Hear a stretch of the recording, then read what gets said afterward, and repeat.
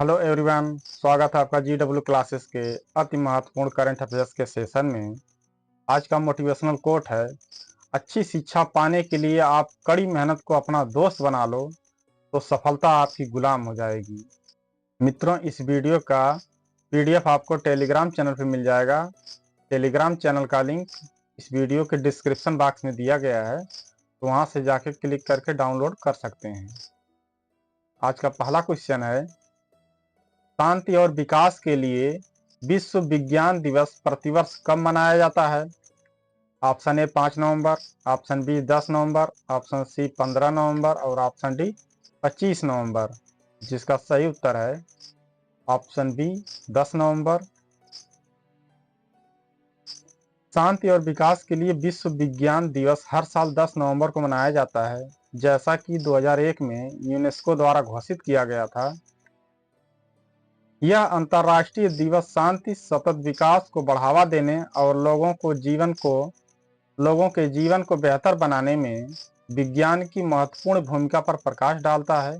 Budapest में 1999 के विश्व विज्ञान सम्मेलन से शुरू हुए विज्ञान दिवस का उद्देश्य विज्ञान और समाज के बीच की खाई को पाटना, सार्वजनिक जुड़ाव और वैज्ञानिक साक्षरता को प्रोत्साहित करना है।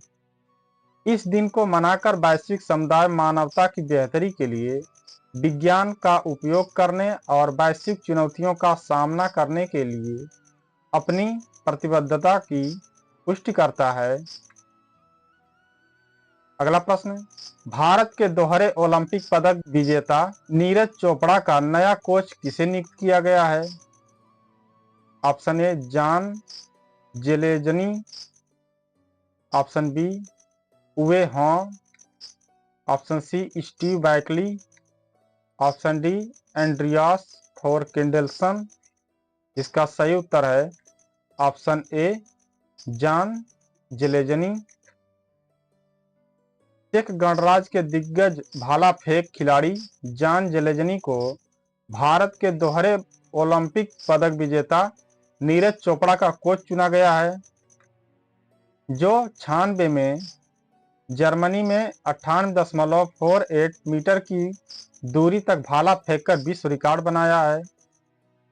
जेलेजनी की प्रभावशाली उपलब्धियों में 3 ओलंपिक स्वर्ण पदक और इतिहास के शीर्ष 10 सर्वश्रेष्ठ भाला फेंकों में से 5 शामिल है।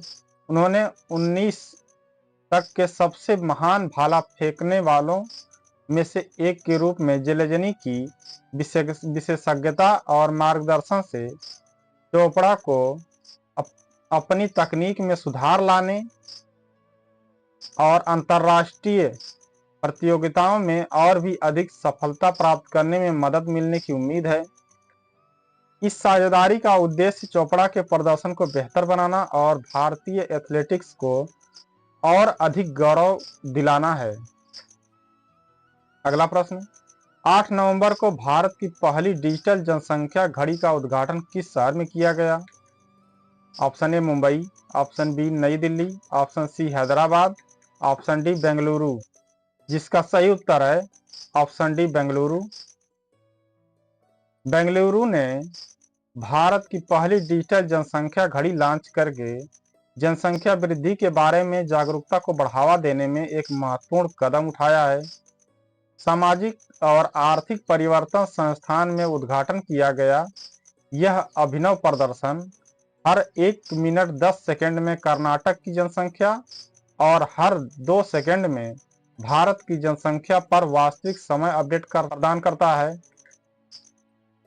सटीक समय निर्धारण के लिए उपग्रह कनेक्टिविटी का उपयोग करते हुए इस पहल का उद्देश्य जनसंख्या वृद्धि पर जनता को शिक्षित करना और जनगणना डेटा अनुसंधान कार्य केंद्र के माध्यम से अनुसंधान का समर्थन करना है, जिससे गहन जनसांख्यिकीय अध्ययन और उचित निर्णय लेने में सुविधा होगी। अगला प्रश्न, कौन सा भारतीय राज्य 9 नवंबर को अपनी स्थापना दिवस, जिसे राज्य दिवस के रूप में भी जाना जाता है, मनाता है? Option A Himachal Pradesh, option B Uttarakhand, option C Jharkhand, option D Chhattisgarh. जिसका सही उत्तर है ऑप्शन बी उत्तराखंड। उत्तराखंड, जिसे देवभूमि के नाम से जाना जाता है, भारत में एक अलग राज्य के रूप में अपने गठन की याद में 9 नवंबर को अपना स्थापना दिवस मनाता है। 2000 में स्थापित, शुरू में उत्तरांचल के रूप में और बाद में 2007 में इसका नाम बदलकर उत्तराखंड कर दिया गया। राज्य का स्थापना दिवस इसके सांस्कृतिक और ऐतिहासिक महत्व का सम्मान करता है। यह दिन राज्य के लिए एक लंबे संघर्ष की परिणति का प्रतीक है, जो क्षेत्र की विशिष्ट सांस्कृतिक, भौगोलिक और प्रशासनिक पहचान को मान्यता देता है। उत्तराखंड की समृद्ध सांस्कृतिक विरासत और प्राकृतिक सुंदरता इसे भारत के विविध परिदृश्य का एक अनूठा और महत्वपूर्ण हिस्सा बनाती है। यह उत्सव उत्तराखंड के लोगों के गौरव का प्रतीक है। अगला प्रश्न, पीवी सिंधु ने अपने विश्व स्तरीय बैडमिंटन खेल केंद्र की नींव किस शहर में रखी? Option A Hyderabad, option B Chennai, option C Visakhapatnam, option D Bengaluru. जिसका सही उत्तर है ऑप्शन सी विशाखापत्तनम। प्रसिद्ध भारतीय बैडमिंटन खिलाड़ी और ओलंपिक पदक विजेता पीवी सिंधु ने 7 नवंबर को विशाखापत्तनम के पास चिन्नागादली में PV Sindhu centre for badminton and sports excellence की आधारशिला रखी। आंध्र प्रदेश सरकार द्वारा समर्थित 3 एकड़ में फैली इस सुविधा का उद्देश्य महत्वाकांक्षी बैडमिंटन खिलाड़ियों के लिए अत्याधुनिक प्रशिक्षण संस्थान उपलब्ध कराना है। ग्रीनको जैसे हितधारकों के समर्थन और उनके कोच पुलेला गोपीचंद के मार्गदर्शन के साथ इस केंद्र की परिकल्पना भारतीय बैडमिंटन प्रतिभाओं को निखारने और प्रशिक्षण के बुनियादी ढांचे को वैश्विक मानकों के अनुरूप लाने के लिए की गई है। अगला प्रश्न, किस भारतीय संगठन ने कार्बन डाइऑक्साइड से मेथेनॉल का उत्पादन करके कार्बन उत्सर्जन में कमी लाने में ऐतिहासिक उपलब्धि हासिल की है? Option A Indian Oil Corporation, option B NTPC, option C ONGC, option D BHEL. इसका सही उत्तर ऑप्शन बी एनटीपीसी। भारत की सबसे बड़ी बिजली उत्पादन कंपनी एनटीपीसी ने कार्बन उत्सर्जन को कम करने में एक महत्वपूर्ण उपलब्धि हासिल की है। इसकी विंध्याचल इकाई ने कार्बन डाइऑक्साइड से मेथेनॉल का सफलतापूर्वक उत्पादन किया है, जो 2070 तक भारत के शुद्ध शून्य उत्सर्जन लक्ष्य को प्राप्त करने की दिशा में एक महत्वपूर्ण कदम है। यह अभिनव परियोजना कोयले के दहन से प्रतिदिन 10 टन CO2 को पकड़ती है और इसे कार्बन डाइऑक्साइड और ग्रीन हाइड्रोजन का उपयोग करके ग्रीन मेथेनॉल में परिवर्तित करती है। इस तकनीक में बिजली संयंत्रों से ग्रीन हाउस गैस उत्सर्जन को महत्वपूर्ण रूप से कम करने की क्षमता है, जो भारत के जलवायु परिवर्तन शमन प्रयासों और स्वच्छ ऊर्जा में परिवर्तन में योगदान देता है। अगला प्रश्न, 97वीं वार्षिक आम बैठक में नए फिक्की अध्यक्ष के रूप में कौन कार्यभार संभालेगा? Option A Anish Shah, option B Subhrakant Panda, option C Harshvardhan Agarwal, option Ghanshyam Das Birla. जिसका सही उत्तर है option C Harshvardhan Agarwal. Emami limited के उपाध्यक्ष और प्रबंध निदेशक हर्षवर्धन अग्रवाल अनीश शाह की जगह नए फिक्की अध्यक्ष बनने वाले हैं। फिक्की के वर्तमान वरिष्ठ उपाध्यक्ष के रूप में अग्रवाल 21 नवंबर 2024 को 97वीं वार्षिक आम बैठक में अपनी भूमिका संभालेंगे।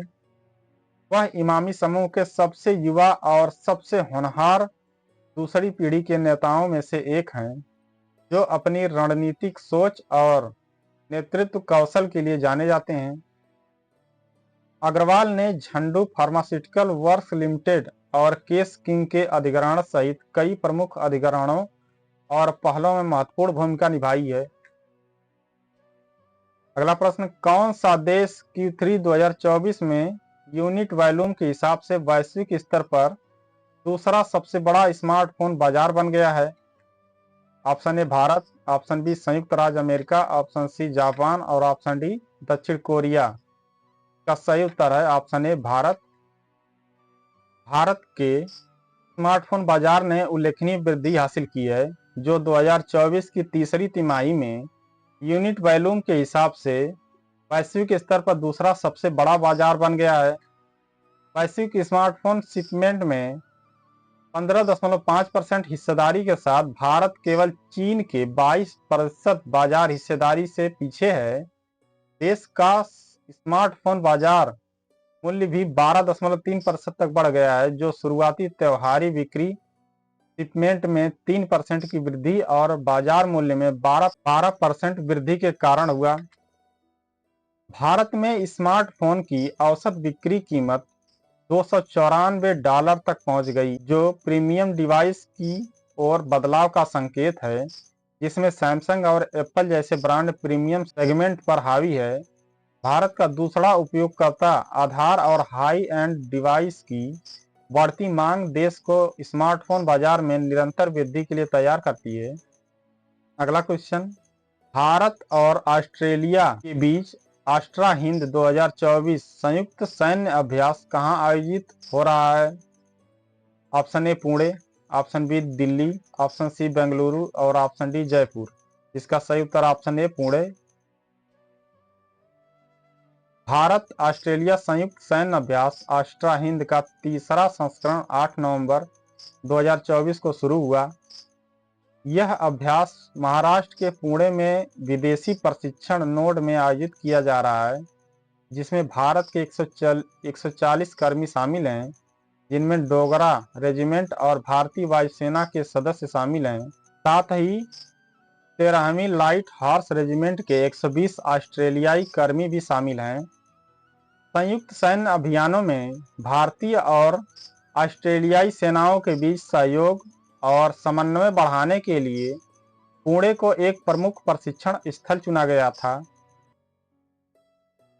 अगला प्रश्न, भारत द्वारा पूर्वी क्षेत्र में आयोजित त्रिसेवा सैन्य अभ्यास का नाम क्या है? Option A Agnipath, option B Vayu Shakti, option C पूर्वी प्रहार और ऑप्शन डी युद्ध अभ्यास। जिसका सही उत्तर है ऑप्शन ए अग्निपथ। पूर्वी लद्दाख में सैनिकों की वापसी के बाद भारत ने 8 नवंबर को तीनों सेनाओं के बीच पूर्वी प्रहार अभ्यास शुरू किया। 10 दिवसीय अभ्यास में सेना, नौसेना और वायुसेना शामिल थी, जिसमें उनके युद्ध समन्वय पर प्रकाश डाला गया। सेना ने इकाइयों, तोपखानों, हल्के लड़ाकू हेलीकॉप्टर और यूएवी को तैनात किया।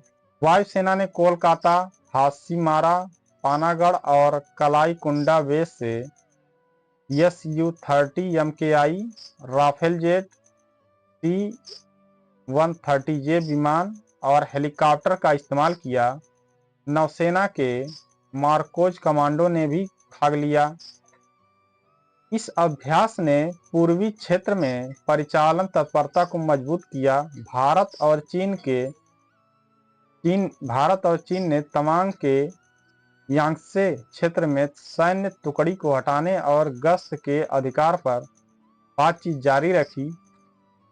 अगला प्रश्न, किस सरकारी एजेंसी ने नई दिल्ली में आतंकवाद विरोधी सम्मेलन 2024 आयोजन किया? Option A research and analysis wing रॉ, ऑप्शन बी केंद्रीय जांच ब्यूरो सीबीआई, ऑप्शन सी राष्ट्रीय जांच एजेंसी एनआईए और ऑप्शन डी रक्षा मंत्रालय। इसका सही उत्तर ऑप्शन सी राष्ट्रीय जांच एजेंसी एनआईए। राष्ट्रीय जांच एजेंसी ने आतंकवाद के खिलाफ लड़ाई में समन्वय को मजबूत करने के लिए नई दिल्ली में 2 दिवसीय आतंकवाद विरोध सम्मेलन 2024 का आयोजन किया। सम्मेलन का उद्देश्य संपूर्ण सरकार दृष्टिकोण को बढ़ावा देना और भविष्य की नीतियों के लिए अंतर्दृष्टि उत्पन्न करना था। इसने राष्ट्रीय सुरक्षा और आतंकवाद के खतरों पर चर्चा करने के लिए परिचालन बलों, तकनीकी, कानून और फॉरेंसिक विशेषज्ञों को एक साथ लाया। मुख्य विषयों में आतंकवाद का मुकाबला करने के लिए कानूनी रूपरेखा, उभरती हुई तकनीकें, अंतर्राष्ट्रीय सहयोग और आतंकी पारिस्थितिकी तंत्र को खत्म करना शामिल था। वरिष्ठ पुलिस अधिकारी, केंद्रीय एजेंसी के अधिकारी और कानून, फॉरेंसिक और प्रौद्योगिकी के विशेषज्ञ अनुभव और सर्वोत्तम प्रथाओं को साझा करने के लिए शामिल हुए। अगला क्वेश्चन, ग्रामीण भारत में स्टेम शिक्षा को बढ़ावा देने के लिए रोहिणी नैयर पुरस्कार 2024 किसे सम्मानित किया गया? Option A Vineet Sinha, option B Anil Pradhan, option C Viplav Mehta और ऑप्शन डी सौरभ सिंह। जिसका सही उत्तर है ऑप्शन बी अनिल प्रधान।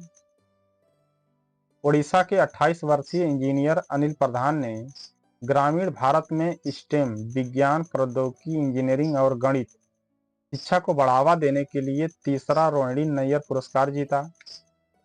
उन्होंने यंग टिंकर फाउंडेशन की स्थापना की और टिंकर ऑन व्हील्स लॉन्च किया, जो ग्रामीण छात्रों के लिए रोबोटिक्स और 3D प्रिंटिंग लाने वाली एक मोबाइल लैब है।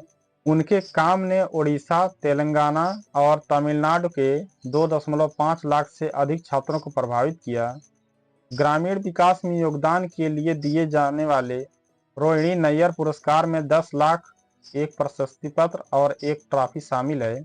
यह नैयर फाउंडेशन द्वारा 40 वर्ष से कम आयु के व्यक्तियों को प्रतिवर्ष प्रदान किया जाता है। अगला क्वेश्चन, हाल ही में किन दो संगठनों ने 5G ग्रामीण कनेक्टिविटी के लिए मिलीमीटर वेव ट्रांसीवर विकसित करने के लिए एक समझौते पर हस्ताक्षर किए?